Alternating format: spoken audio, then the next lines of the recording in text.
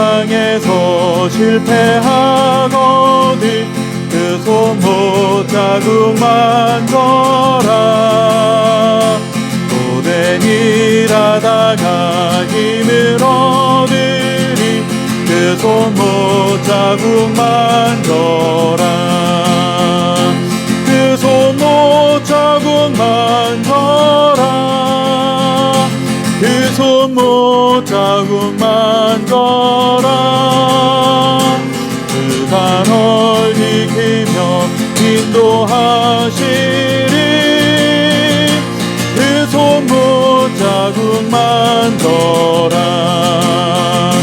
내가 어둠 속을 걸어갈 때에 그 손못 자국 만져라.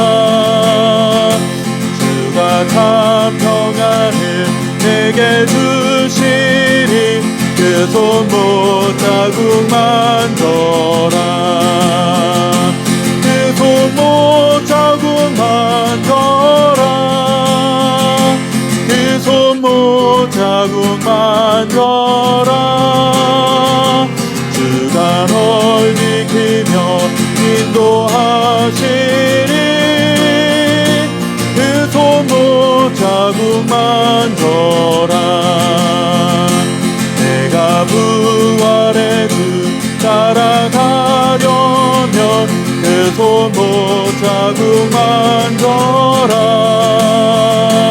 내가 주 안에서 길이 살리라 그 손못 자국 만져라.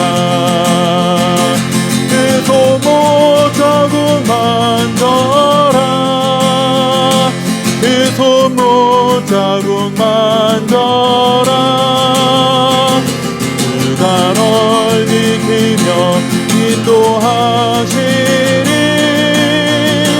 그 손못 자국 만져라. 너의 죄악의 짐 무거울 때에 그 손못 자국 만져라. 마음 문 열고서 주를 모셔라 그 손못 자국 만져라. 그 손못 자국 만져라. 그 손못 자국 만져라. 주가 널 지키며 인도하시리 그 손못 자국 만져라.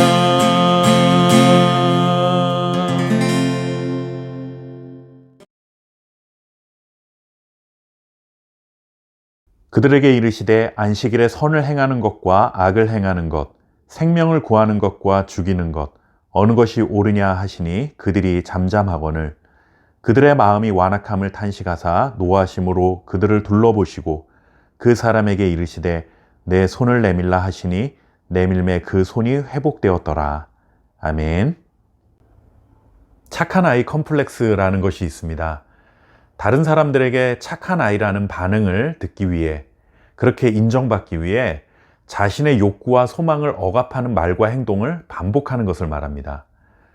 겉으로 보기에는 어른들에게 순종도 잘하고 다른 어떤 사람들과도 별다른 갈등 없이 잘 지내는 정말 좋은 사람, 착한 사람이라는 이미지를 가질 수 있지만 지나칠 정도로 자기 표현을 할 줄 모르기 때문에 자신도 모르는 사이에 마음이 병들어갈 수도 있다는 것이죠. 이렇게 착한 아이 콤플렉스가 아니더라도 사실 우리들은 다른 사람들에게 칭찬받기를 원하지 미움이나 원망의 대상이 되고 싶어하는 사람은 하나도 없을 것입니다. 그리고 한편으로 생각해보면 그리스도인들은 알게 모르게 이 착한 아이 콤플렉스에 빠질 확률이 더 높다고도 볼 수 있습니다. 그리스도인으로 살아간다는 것, 단순히 착하게 산다는 것을 넘어 하나님의 영광을 위해 살아가야 하고 빛과 소금으로 살아가야 한다 하는 이런 부담감이 크게 생길 수도 있고, 다른 사람들과 똑같은 잘못을 해도 교회 다니는 사람들은 저렇다라는 소리를 듣는 건 아닐까 하는 염려가 생기기도 하는 것이죠.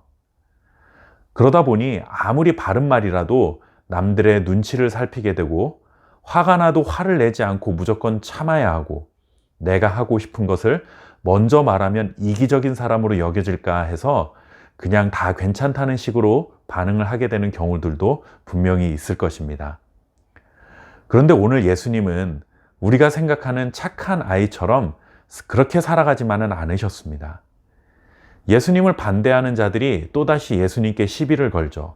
이번에는 예수님께서 안식일에 손 마른 자를 고쳐주신 것이 문제가 되었습니다. 안식일에 병든 자를 고쳐주는 것도 일인데 왜 안식일에 일을 하면서 안식일을 범하느냐 하는 것입니다. 그러자 예수님께서는 그들을 향해 안식일에 선을 행하는 것과 악을 행하는 것, 생명을 구하는 것과 죽이는 것 중에 어느 것이 옳으냐 하고 되물으셨습니다. 이 질문을 받은 바리새인들은 대답을 하지 않은 채 침묵을 지키고 있었습니다. 사실 그들은 어떻게 대답해야 하는지 알고 있었지만 모른 척하고 있었던 것이죠. 그러자 그렇게 침묵으로 일관하는 바리새인들의 태도에 예수님은 분노하시기까지 했습니다. 바리새인들은 안식일에 일을 했느냐 하지 않았느냐 하는 관점으로만 생각하고 판단했는데, 예수님은 그것을 일로 여기신 것이 아니라 선한 것이냐 악한 것이냐 하는 관점으로 바라보고 계셨습니다. 안식일에 일을 하지 않고 무조건 가만히 있는 것이 하나님의 뜻을 따르는 것이 아닙니다. 예수님은 안식일에 사람을 돕는 일, 그리고 사람을 살리는 일이라면 얼마든지 일할 수 있고, 그것은 하나님 보시기에도 선한 것이라는 사실을 말씀해 주고 계신 것입니다. 예수님의 태도를 보면서 우리가 기억해야 할 것은 하나님의 뜻을 따르기 위해서는 용기를 내어 행동해야 한다 하는 것입니다. 무조건 참아야 하고, 무조건 내 생각을 굽히고 주변 사람들의 시선과 눈높이에 맞춰주는 소위 착한 아이처럼 살아가는 것이 하나님이 원하시는 삶이 아니라, 하나님이 기뻐하지 않는 일에 대해서는 적극적으로 대응하고 살아가야 한다는 것이죠. 예수님은 하나님의 뜻을 따르시기 위해 바리새인들에게 기꺼이 미움을 사셨습니다. 성도들도 마찬가지입니다. 하나님의 뜻을 따르다가 세상에 미움받는 것을 두려워해서는 안 됩니다. 그러나 여기서 한 가지 잊지 말아야 할 것은 자신이 잘못해서 세상에 미움을 받는 것을 말하는 것이 아니라는 것이죠. 하나님의 뜻을 따라 살기 위해 라는 전제가 반드시 있어야 합니다. 하나님이 기뻐하시는 삶을 살기 위해서는 세상의 미움을 받는 것을 주저하지 말아야 한다 하는 것입니다.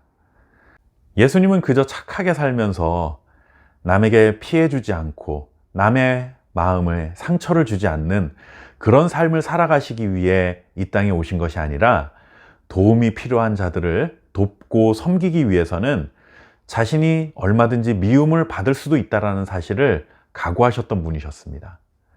예수님의 제자인 우리들도 마찬가지입니다. 그저 무리를 일으키지 않고 다른 사람들과 갈등을 유발하지 않고 좋은 게 좋은 거라는 식으로 남에게 피해 주지 않고 마음에 상처 주지 않으면 된다는 그런 삶의 태도로 살아가는 것은 결코 옳지 않습니다. 성도는 남에게 피해를 주지 않기 위해 살아가는 사람들이 아니라, 도움을 필요로 하는 자들, 또 회복을 필요로 하는 자들을 돕고 섬기며 살아가기 위해 이 땅에 세워진 자들이라는 것입니다. 하나님이 기뻐하시는 길을 걷기 위해서는 흐르는 강물을 거슬러 올라가는 연어들처럼 세상을 역행할 수 있는 믿음의 야성이 필요합니다. 예수님이 걸어가셨던 이 믿음의 길을 저와 여러분이 믿음으로 용기 있게 걸어갈 수 있기를 바랍니다. 감사합니다.